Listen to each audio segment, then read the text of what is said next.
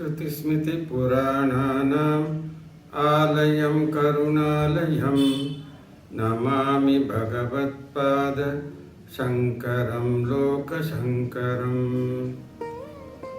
ನಮಸ್ಕಾರ ಆಧ್ಯಾತ್ಮಿಕ ಬಂಧುಗಳೇ ಮತ್ತು ಬಾಂಧವರೇ, ನಾನು ಸ್ವಾಮಿನಾಥನ್ ಸುಬ್ರಹ್ಮಣ್ಯನ್. ಶ್ರೀ ಆದಿಶಂಕರ ಭಗವತ್ಪಾದಾಚಾರ್ಯ ರಚಿಸಿದ ಶ್ರೀ ಸುಬ್ರಹ್ಮಣ್ಯ ಭುಜಂಗಂ ಸ್ತೋತ್ರದ 18ನೇ ಶ್ಲೋಕವನ್ನು ನಾವು ಇವತ್ತು ಅನುಭವಿಸಲಿದ್ದೀವಿ. ಶ್ಲೋಕ ಈ ಥರ ಇದೆ: ಇಹಾಯಾಹಿ ವತ್ಸೇತಿ ಹಸ್ತಾನ್ ಪ್ರಸಾರ್ಯ ಹೊಯತ್ಯಾಧರ ಶಂಕರೇ ಮಾತುರಂಗಾತ್ ಸಮುತ್ಪತ್ಯತಾತಂ ಶಯಂತಂ ಕುಮಾರಂ ಹರಲಿಷ್ಟಗಾತ್ರಂ ಭಜೆ ಬಾಲಮೂರ್ತಿಂ.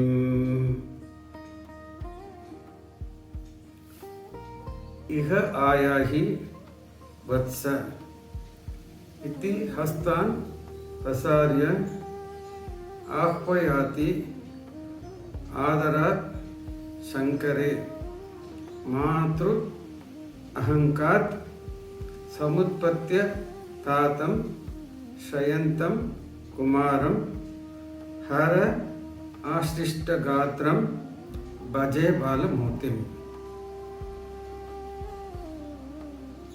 ಇದು ಒಂದು ಶಾಂತಿ ಶ್ಲೋಕ. ಕುಟುಂಬದಲ್ಲಿ ನೆಮ್ಮದಿ ಹರಡಲು ಹೇಳಬೇಕಾದ ಶ್ಲೋಕ ಇದು. ಈ ಶ್ಲೋಕದಲ್ಲಿ ಈಶ್ವರನ ಕುಟುಂಬದ ಸೋಮಾಸ್ಕಂದ ಸ್ವರೂಪವನ್ನು ವರ್ಣಿಸಿದ್ದಾರೆ ಶಂಕರರು.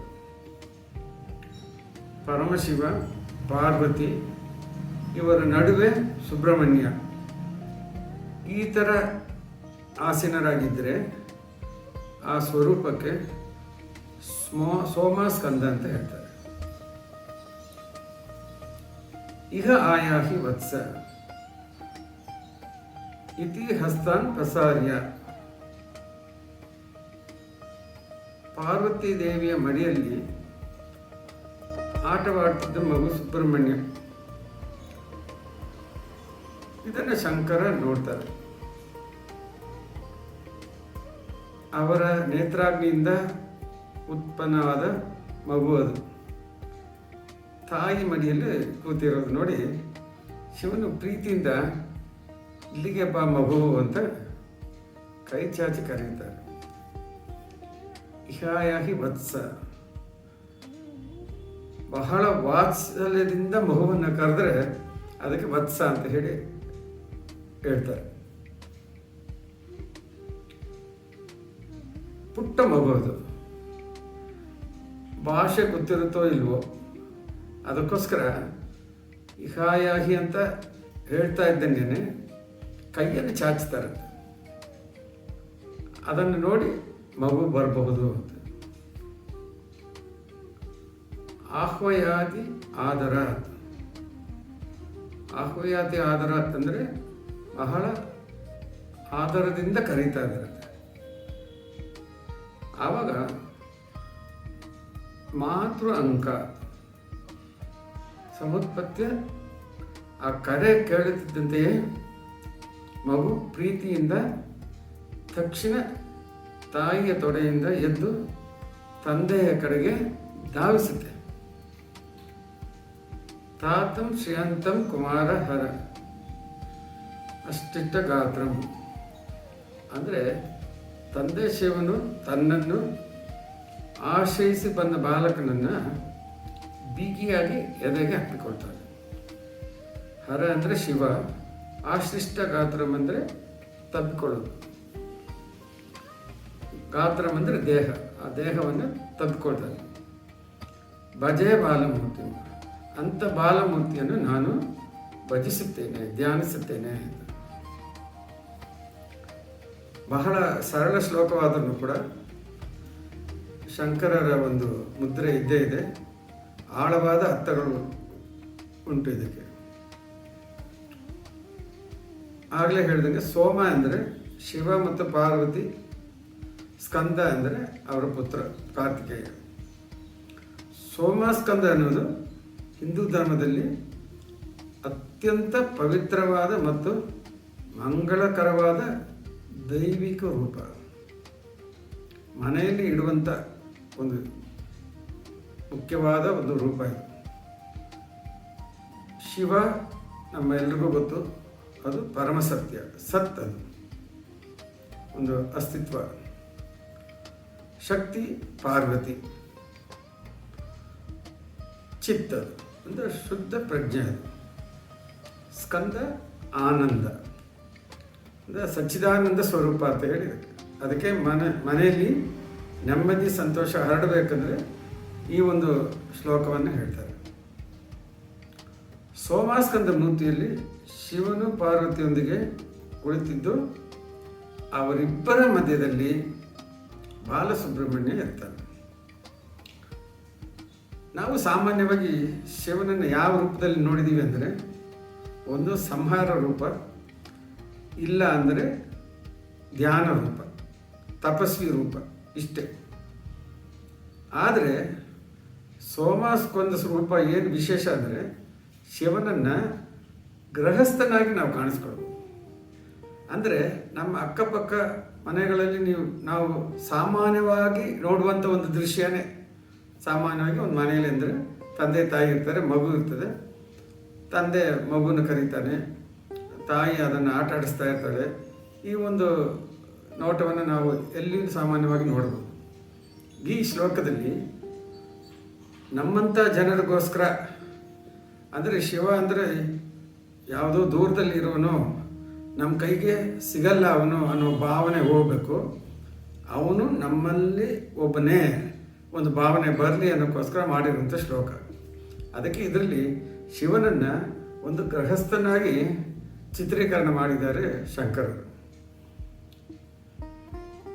ಅದು ಬರೀ ದೂರದ ಶಕ್ತಿ ಅಲ್ಲ, ಬದಲಿಗೆ ಪ್ರೀತಿ, ವಾತ್ಸಲ್ಯ ಮತ್ತು ಕರುಣೆಯ ಸಾಗರ ಎಂಬುದನ್ನು ತಿಳಿಸ್ಕೊಡ್ತಾ ಇದ್ದಾರೆ.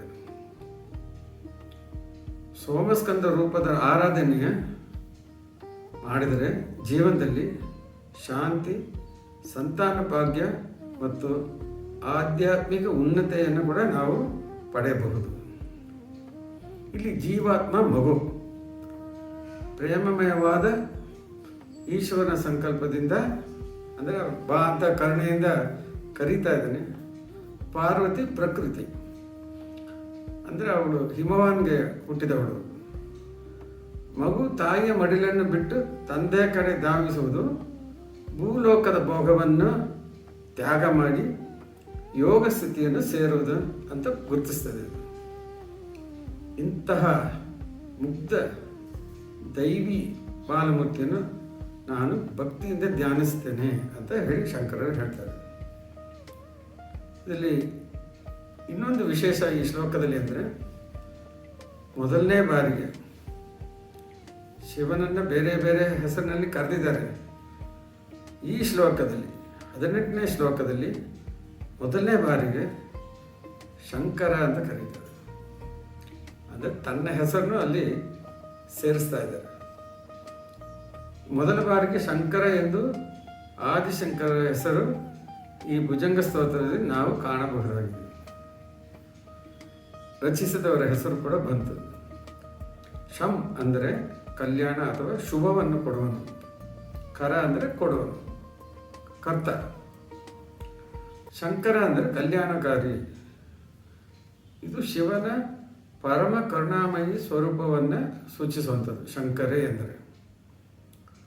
ಬ್ರಹ್ಮಾಂಡದ ಸಂಹಾರವನ್ನೆಂದು ನಾವೆಲ್ಲ ನೋಡಿದ್ರೆ ಹೆದರಿಕೊಳ್ಳುವಂಥ ಶಿವನೇ ಸದ್ಭಕ್ತರಿಗೆ ಶುಭವನ್ನು, ಮೋಕ್ಷವನ್ನು ಪ್ರಸಾದಿಸುವುದು. ಅದಕ್ಕೆ ಶಂಕರ ಅಂತ. ಇನ್ನೊಂದು ಅರ್ಥ ಹೇಳಬೇಕಂದ್ರೆ, ಶಂ ಅಂದರೆ ಶಮ ಮಾಡೋನು. ಸಂಸಾರ ತಾಪತ್ರಯಗಳನ್ನು, ಅಂದರೆ ಆಧ್ಯಾತ್ಮಿಕ, ಆದಿದೈವಿಕ, ಆದಿಭೌತಿಕ ತಾಪತ್ರಯಗಳು ನಾವು ಹಿಂದೆನೇ ನೋಡಿದ್ವಿ. ಇವುಗಳನ್ನು ಹರಣ ಮಾಡುವವನು.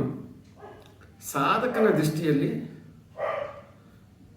ಶಂಕರನ ಉಪಾಸನೆ ಅಂದರೆ ತನ್ನೊಳಗಿನ ಅಜ್ಞಾನ ಕತ್ತಲೆಯನ್ನು ನಿವಾರಿಸಿಕೊಂಡು ಆನಂದದ ಬೆಳಕನ್ನು ಪಡೆಯುವುದು.